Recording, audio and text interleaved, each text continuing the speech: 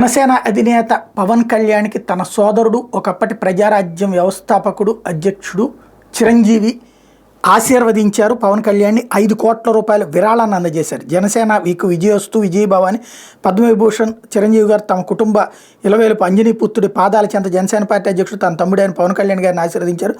జనసేన ఎన్నికల నిర్వహణ కోసం 5 కోట్ల రూపాయల విరాళాన్ని చెక్ రూపంలో మరో సోదరుడు నాగబాబు గారు చెంతనుండగా పవన్ కళ్యాణ్ గారికి అందించారు. హైదరాబాద్ శివార్లోని ముచ్చింతల్లో నిర్విరామంగా షూటింగ్ జరుపుకుంటున్నటువంటి విశ్వంబర షూటింగ్లో లొకేషన్లో ఈ అపూర్వ ఘట్టానికి వేదికైంది. సోమవారం ఉదయం 10 గంటలకు లొకేషన్కి చిన్నన్న నాగబాబు గారితో కలిసి లొకేషన్ చేరుకున్న పవన్ కళ్యాణ్ గారు చిరంజీవి గారు ప్రేమపూర్వక ఆలింగనంతో స్వాగతం పలికారు.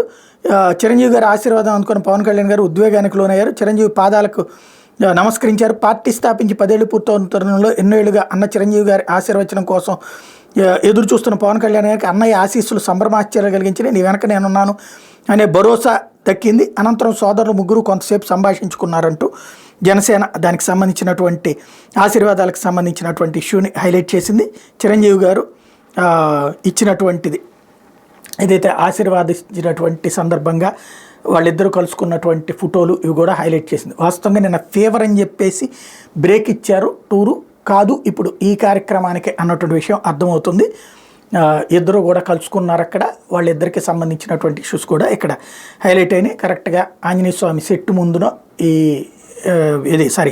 ఆంజనేయ స్వామి గారి విగ్రహం ముందున ఈ కార్యక్రమం జరిగింది.